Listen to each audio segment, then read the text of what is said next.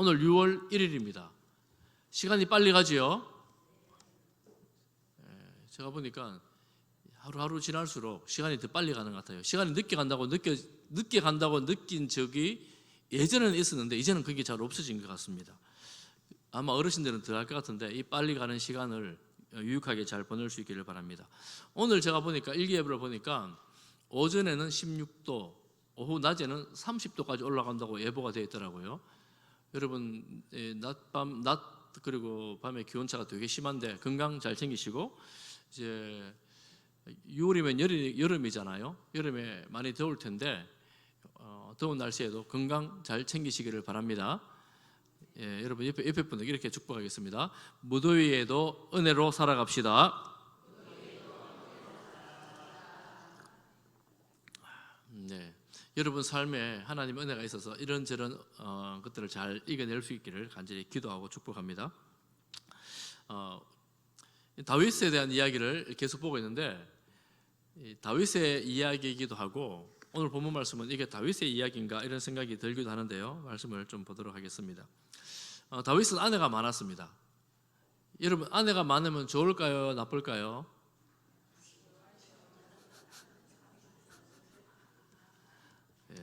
뭘 물어볼 걸 물어봐야지 강단에서 뭐 그런 걸 물어보냐고 여러분 생각하시겠죠. 아내가 많으면 나쁩니다. 명심하십시오. 좋은 게 하나도 없어요. 자식들이 여럿 있잖아요. 또 배다른 자식들이 있다 보니까 이 권력 투쟁이 보통이 아닙니다. 시간이 지나면서 아들들이 이 왕좌를 향한 권력 투쟁이 있습니다. 이제는 시간이 지나다 보니까 신하들까지 함께 얽혀 더 복잡한 상황이 되어갑니다. 다윗이 범죄함으로 인하여 그 집 안에 칼이 떠나지 않을 것이라고 말씀하셨지 않습니까? 그 집 안에 칼이 떠나지 않습니다.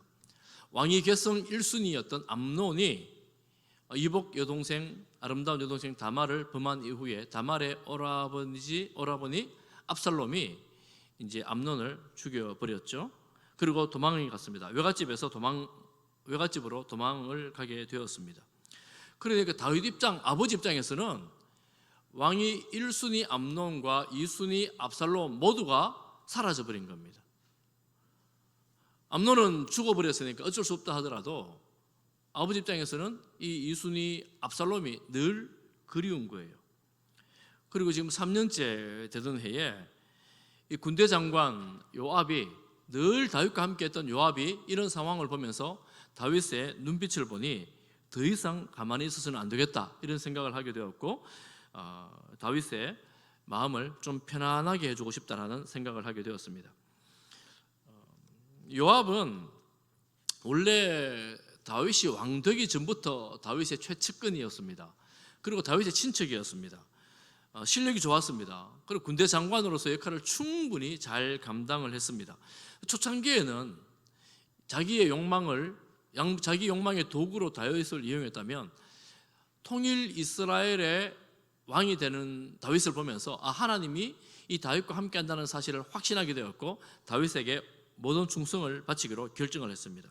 지금은 그런 때입니다. 다윗 눈빛만 봐도 다윗의 마음을 알고 다윗에게 충성을 하기로 다짐한 이 요압이었기 때문에 요압은 다윗의 마음의 심기를 편안하게 해주고자 모종의 계략을 꾸미게 되었습니다. 요압의 고향이라고 알려진 드고야, 아모스 선지자의 고향이기도 하죠. 드고야인데 베들레헴에서 가깝다고 합니다. 다윗의 고향이 베들레헴이니까 아마 그 형제들, 요압 역시도 아마 그 근처에 함께 잘 아는 그 동네에서 연기 잘하는 여배우 한 명을 캐스팅을 합니다. 그리고 요압은 그에게 어떻게 연기해야 될지에 대해서 소상하고 상세하게 잘 알려줍니다. 그 옷까지, 복장까지 챙겨줍니다.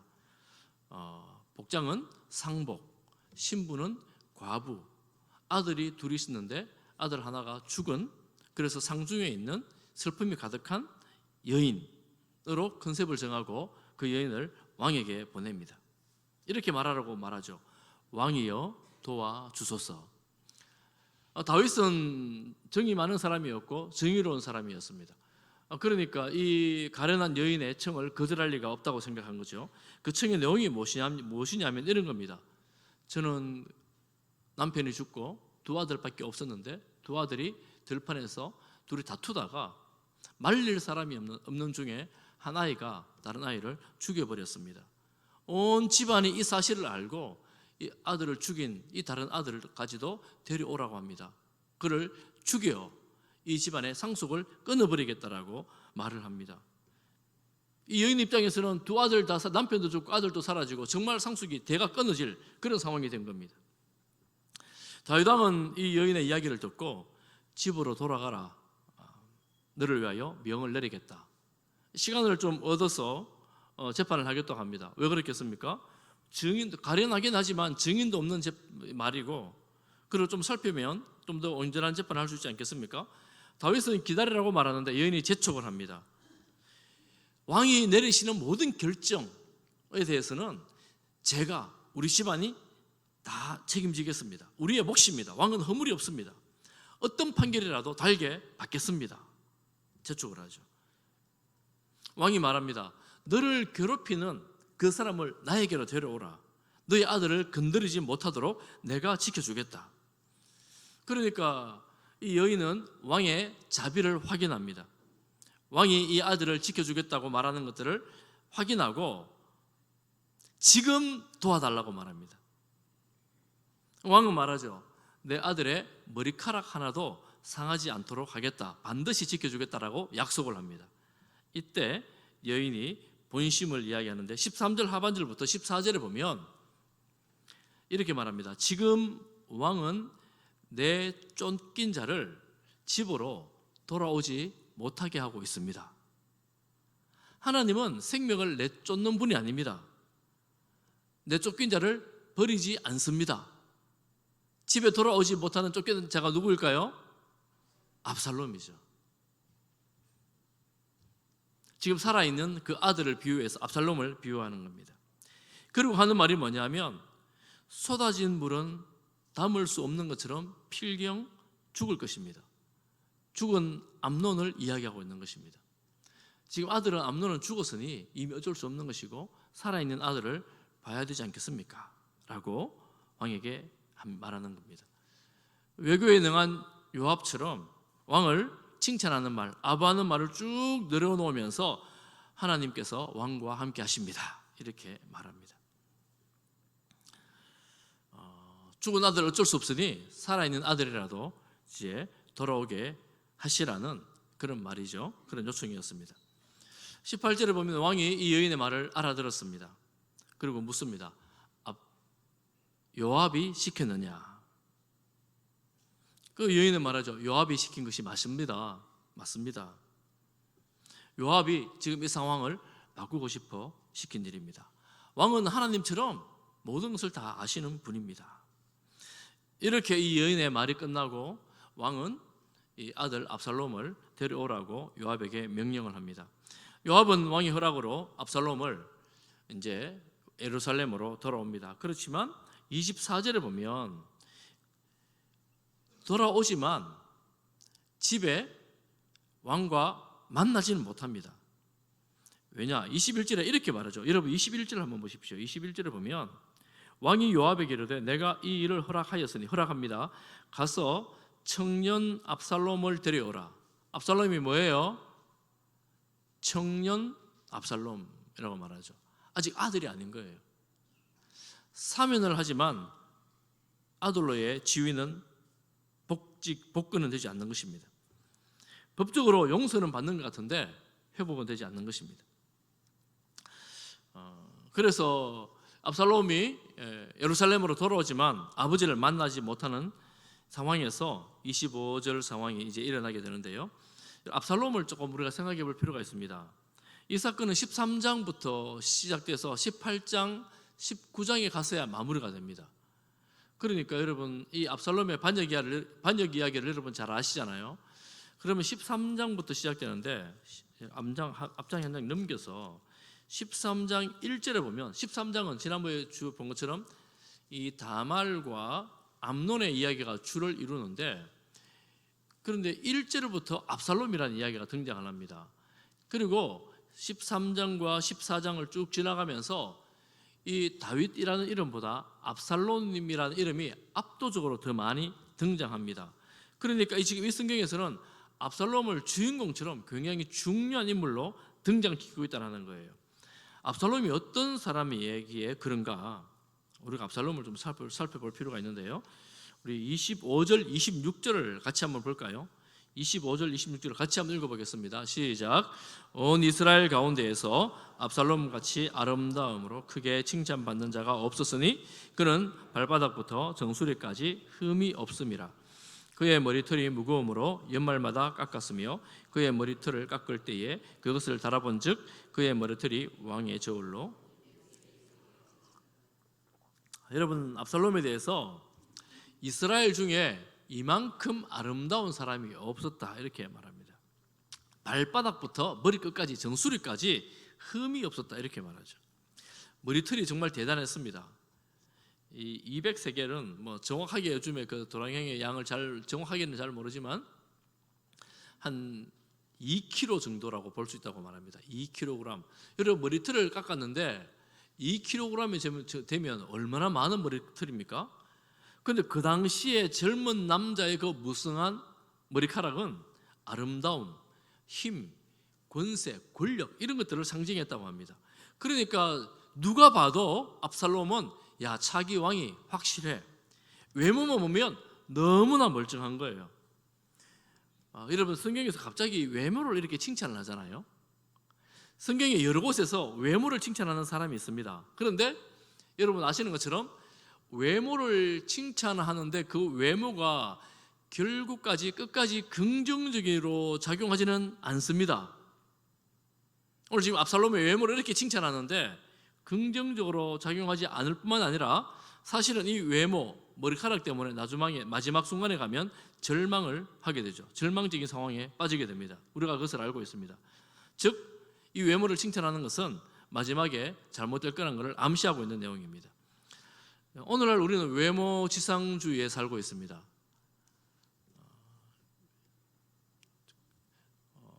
사람들이 저보고 어려 보인대요. 이때는 아멘 하는 거 아니에요. 젊어 보인대요. 제가 얼마 전까지만 해도 그 말이 사실 별로 기쁘지 않았어요. 뭐 젊은데 젊어 보이는 게 무슨 소용이 있나, 약간 이런 생각이 들었거든요. 근데 근래에 드니까 이게 그 말이 약간 기쁘더라고요. 젊어 보이는 게 좋은 나이가 되었구나, 이런 생각이, 어른들 많으신데 죄송해요. 그런데 그런 생각이 들었어요. 외모가 사람에게 그렇게 중요하고 우리의 마음을 흔드는 그런 내용들이 있는 거죠. 그런데 이 압살롬의 외모는 흠이 없는 외모였어요. 그러니까 이 외모를 보면서 사람들의 마음이 흔들리게 되는 거죠. 우리는 사실 이 외모를 잘 관리해야 돼요. 여러분, 정갈하고 깔끔하게 잘 관리해야 됩니다.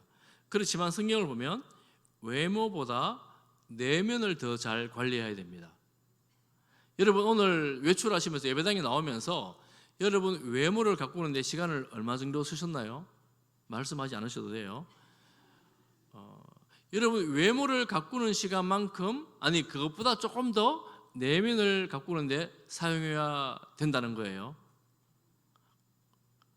외모를 가꾸는 것, 외모에 투자하는 것만큼 내면을 위해서 더 투자해야 된다는 것입니다. 여러분, 몇 명의 사례를 좀 보면 사울이 왕이 될 때 사무엘상 10장 23절에 보면 이렇게 말하죠. 그들이 달려가서 거기서 그를 데려오며, 그는 사울입니다. 그가 백성 중에 선이 다른 사람보다 어깨 위만큼 컸더라. 사울은 키가 다 이렇게 딱 쓰면 다른 사람은 다 아래로 보일 만큼 키가 큰, 풍채가 좋은, 보기에 왕이 되기에는 부족함이 없는 그런 사람이었습니다. 10장 24절에 보면 이렇게 말하죠. 사무엘이 모든 백성에게 이르되 너희는 여호와께서 택하신 자를 보느냐? 모든 백성 중에 짝할 리가 없느니라. 모든 백성 중에 가장 탁월한 그런 사람이 사울이었습니다. 그러니 백성들은 이거 좋다고 왕 만세를 막 부르는 거예요. 외모가 너무 출중했지만 우리는 알고 있습니다. 그가 마지막에 실패했다는 것을 알고 있습니다. 삼손이 어떻습니까? 삼손은 그가 힘이 너무나 많아서 사자를 잡고 수백 명이 넘는 수천이 되는 군대를 혼자 나가서 영화의 장면처럼 이겨내는 그런 일을 감당을 했습니다. 그렇지만 그가 그 힘이 사라지는 내용을 우리가 너무나 잘 알고 있죠. 압살롬은 흠잡을 데 없는 외모였지만 내면의 흠을 완벽히 감추는 그런 외모였지만 문제가 많은 사람이었다는 것을 성경을 쭉 보면서 알게 됩니다. 그래서 우리가 이 외모를 가꾸는 것보다 내면을 가꾸는 것이 더 중요하다는 것을 잘 알아야 합니다. 외모라는 것이 단지 눈에 보이는 것뿐만 아니라 눈에 보이는 것과 더불어서 우리의 배경, 우리의 자랑거리 이런 것들이 되지 않겠습니까? 바울은 말합니다. 골로새 교회에 말합니다. 주는 사람을 외모로 취하심이 없느니라. 베드로는 당시 여성들에게 말합니다. 너희의 단장은 머리를 꾸미고 금을 차고 아름다운 옷을 입는 외모로 하지 말고 오직 마음에 숨은 사람을 온유하고 안정한 심령으로 하라. 숨은 사람, 우리 내면을 말하는 것이죠. 이것이 하나님 앞에 값진 것이다, 이렇게 말합니다. 여러분, 이런 외모보다 내면이 중심이 중요하다는 말씀을 이미 우리가 잘 알고 있어요. 사무엘이 다윗에게 기름을 부으러 갔는데 다윗은 들판에 있고 형들이 나옵니다. 사무엘이 보니까 깜짝 놀랐어요. 이제번에 출중한 외모로 첫째인가? 하나님 아니라 그러죠. 둘째인가? 아니라 그러죠. 그때 하신 말씀이 무엇입니까? 사무엘상 16장 7절 우리 같이 한번 읽어볼까요? 시작. 여호와께서 사무엘에게 이르시되 그의 용모와 키를 보지 말라. 내가 이미 그를 버렸노라. 내가 보는 것은 사람과 같지 아니하니 사람은 외모를 보거니와 나 여호와는 중심을 보느니라 하시니라. 하나님은 어디를 보십니까? 중심을 보십니다. 중심을 보십니다. 그러니 우리가 외모가 정말 중요하지만 중심, 내면을 잘 관리하는 그런 성도가 될 수 있기를 바랍니다. 그리고 여러분, 오늘 본문으로 돌아와서 본문에 보면 이어지는 구절에 압살롬에게 딸이 있었는데 딸 이름이 뭐예요? 다말이라고 했어요. 다말. 이게 무슨 의미겠습니까, 여러분? 압살롬의 여동생 이름이 무엇이었습니까? 다말. 그가 너무 아름다워서 이 암논에게 상처를 받게 되잖아요. 그런데 그 상처가 다말에게뿐만 아니라 압살롬에게도 상처가 많이 됐어요.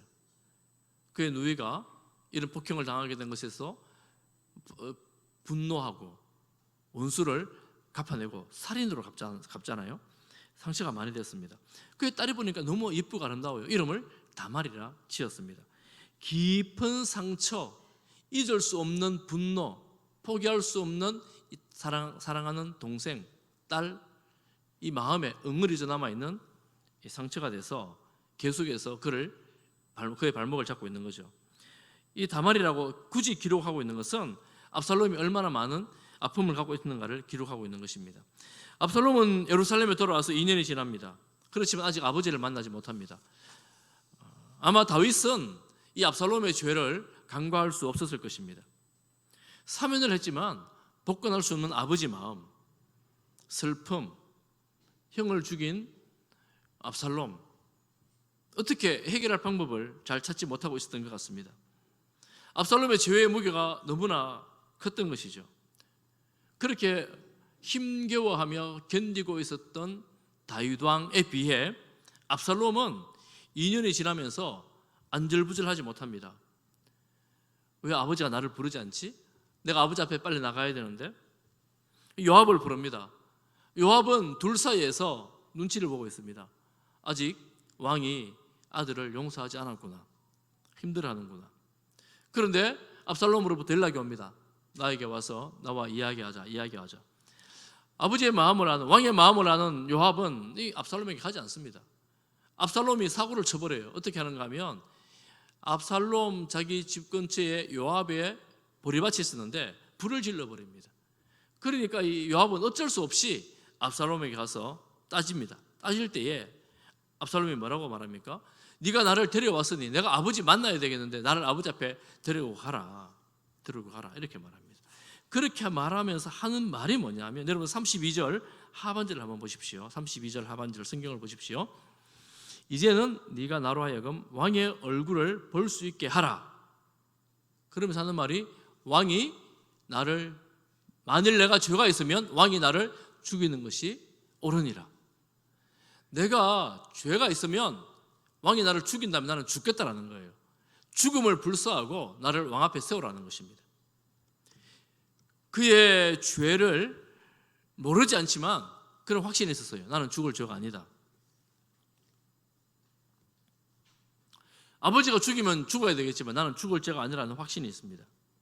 무엇을 근거로 그렇게 한지는 모르겠지만 이 정도까지 목숨을 걸고 아버지를 만나기를 원하는 압살롬의 청을 요압은 거절할 수 없었습니다. 여러분, 어떻게 이렇게 목숨을 걸 수 있겠습니까? 생명을 걸고 어떻게 이런 말을 할 수 있겠습니까?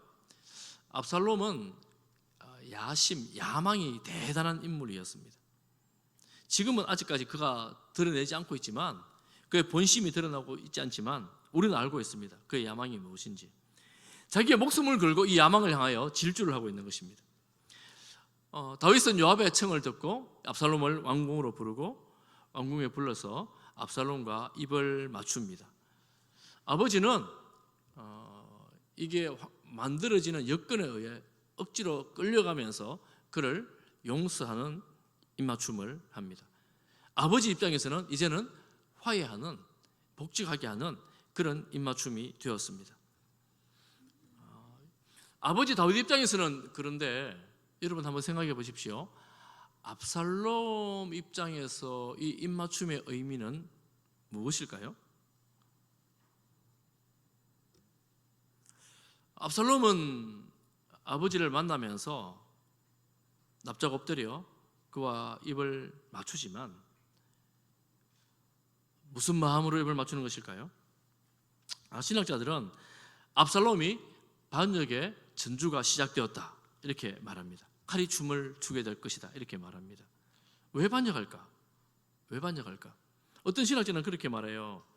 다윗이 압살롬을 너무 늦게 용서했다라는 겁니다. 좀 빨리 불러서 이렇게 화해를 했으면 이만큼은 가지 않았을 텐데 너무 늦게 용서를 받아줬다는 겁니다.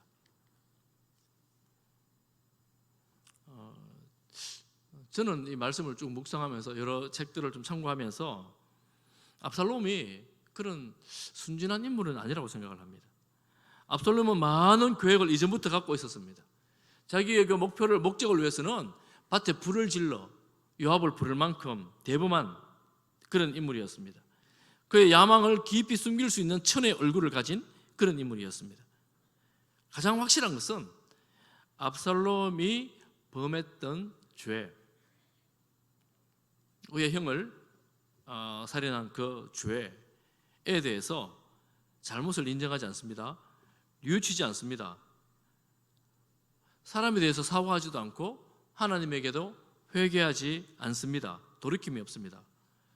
나는 정당방위였다라고, 당신도 나 상황이 되면 그런 일을 할 수밖에 없을 거라고 너무나 당당한 변명을 하는 압살롬입니다. 속이는 눈물, 악의 눈물도 흘리지 않습니다. 그만큼 당당했습니다. 그 야망이 있으니 이 야망을 위해서는 내 목숨을 걸겠다고 작정하고 덤벼들고 있는 압살롬의 모습입니다. 우리가 오늘 압살롬을 보면서 많은 생각을 좀 할 수 있게 되는데요. 우리 자신을 약간 돌아보는 시간이 있었으면 좋겠습니다.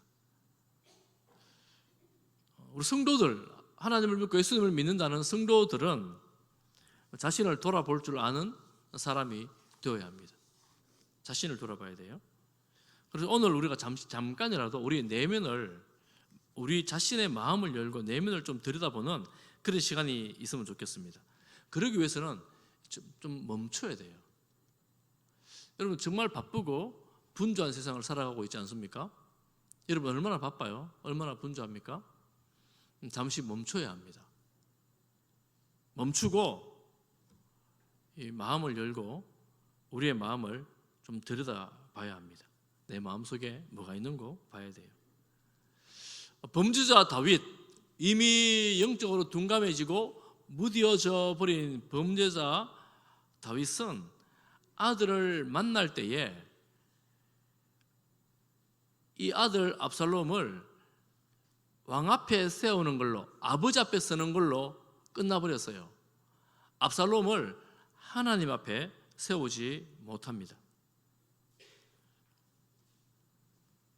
압살롬이 하나님 앞에 서봤더라면 얼마나 좋았을까 하는 그런 시간이죠.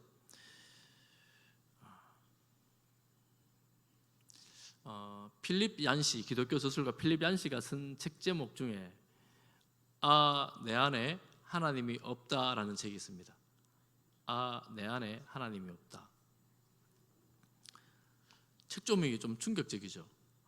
우리는 지금 여러분들 이 자리에 계신 분들 대부분들은 수십 년을 신앙생활했고 또 봉사도 많이 했고 예배를 얼마나 많이 드렸습니까?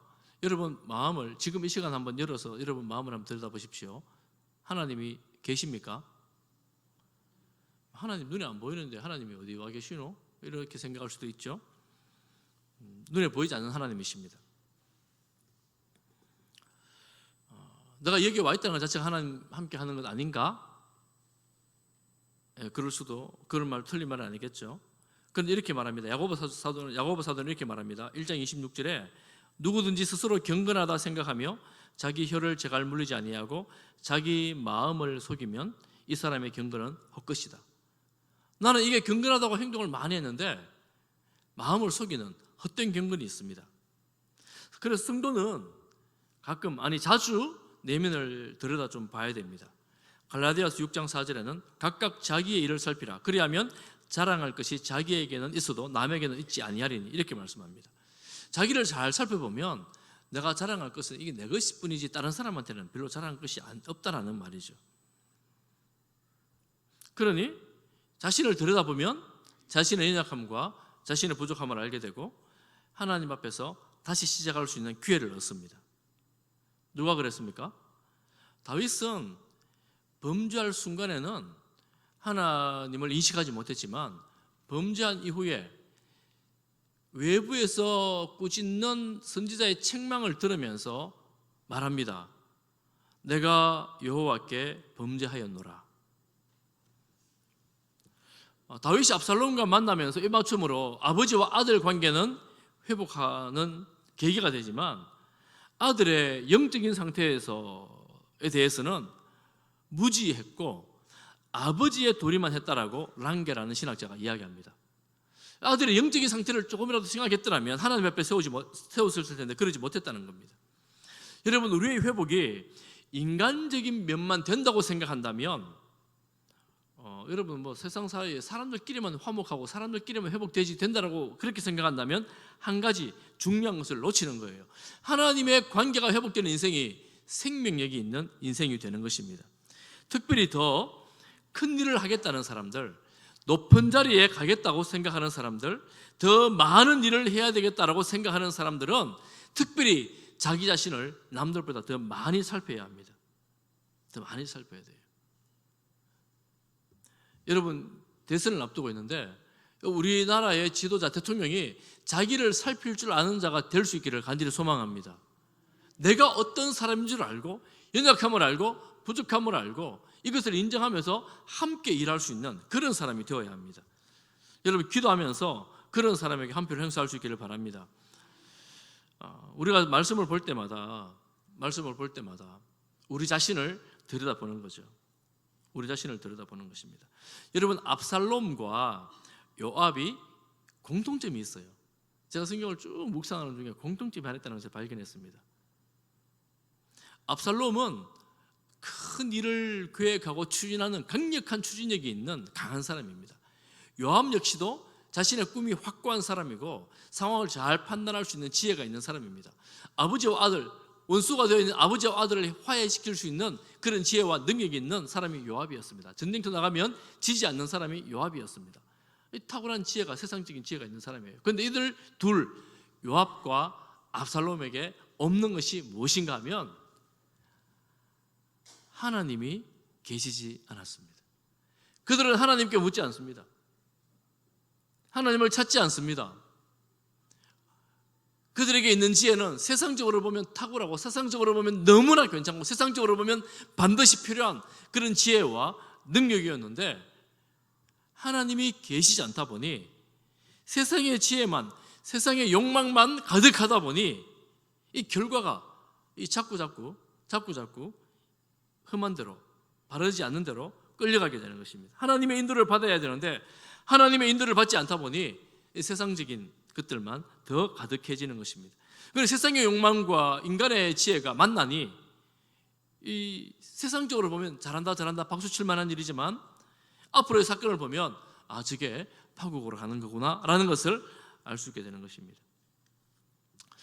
여러분 마음 안에 하나님이 계신 것 같습니까? 어떻게 하나님 계신 걸 알 수 있을까요? 과학적인 사고를 하는 이런 시대에 하나님이 눈에 보이지 않는 분인데 이 마음에 하나님이 있는지 없는지 어떻게 알아요? 여러분이 최근에 어떤 일을 하려고 할 때, 그리고 또 누군가를 만날 때, 또 어떤 사건이나 사고가 있을 때 여러분 그 일 때문에, 그 사람들 때문에, 그 사건 때문에 하나님께 어떤 기도를 올려드려 보셨나요? 하나님의 이름을 불러 보셨나요? 하나님의 도우심을 구해 보셨나요? 여러분 기도 가운데에 하나님 도와달라고 간절히 요청해 보셨나요? 그렇다면, 만약 그렇게 했다면 여러분들이 하나님을 잘 느끼지 못했다 할지라도 하나님을 마음에 모시고 중심으로 살아가려고 추구하는 그런 분이라고 말씀드릴 수 있습니다. 내가 하나님을 잘 느끼지 못하지만 영적으로 참 둔감해서 하나님이 함께 하는지 잘 모르겠지만 하나님을 추구하고 하나님을 사랑하고 말씀 가운데 살아가려고 애를 쓰는 분이라고 할 수가 있습니다. 즉 느껴지지 않아도 하나님이 함께하는 분이라는 의미입니다. 그런데 최근에 어떤 일을 하고 어떤 생각을 하고 사람을 만날 때 하나님은 별로 생각나지 않고 온갖 세상의 지혜로만 가득하고 세상의 방향만 보였다면 여러분 일단 멈춤을 하시길 바랍니다. 일단 멈춤을 하시고 하나님께 물으십시오. 하나님께 도움을 구하십시오. 잠잠히 앉아서 하나님께 도와달라고 기도를 하십시오. 입술을 여십시오. 하나님 도와주십시오 라고 기도를 하십시오. 이 기도는 하나님께서 말씀하시면 제가 순종하겠습니다라는 의미를 담고 있는 기도입니다. 하나님의 뜻이 이것이라면, 제가 지금 원하는 방향 이것이 아니고 이것이라면 제가 순종하겠습니다라는 의미를 담고 있는 것입니다. 사랑하는 성도 여러분, 우리가 날마다 주님 안에서 주님과 동행하는 그런 삶을 살아갈 수 있기를 간절히 바랍니다. 세상에 많은 일을 하고 큰 일을 하고 대단한 일을 해서 세상의 명성을 가지는 일이라 할지라도 하나님이 함께 하지 않는 인생은 복된 인생이라고 말할 수가 없지요. 우리가 하나님과 동행하면서 하나님과 함께하면서 살아가는 그런 성도가 되기를 바랍니다. 여러분 마음의 문을 가만히, 여러분 찬양할 텐데, 찬송할 텐데 마음의 문을 여시고 내가 내 마음을 들여다보면서 이런 것들을 주님께 올려드리는 그런 우리가 되기를 바랍니다. 우리 다